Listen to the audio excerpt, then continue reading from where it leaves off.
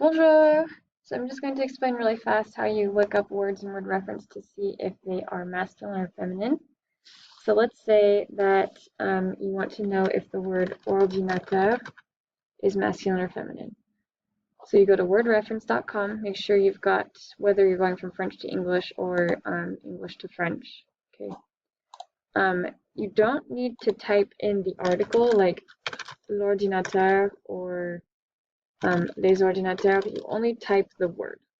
Okay, you can even click on it if you prefer. Then when you search for it, right here under the français, so this is the French word, NM stands for non masculin, and that means a masculine noun, the non masculin. So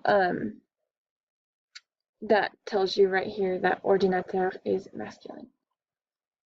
If you want to look up a verb, like let's say that you forget how to conjugate the verb danser, you can type in danser, and you click this little arrow right here, and that will take you to all the conjugations for danser.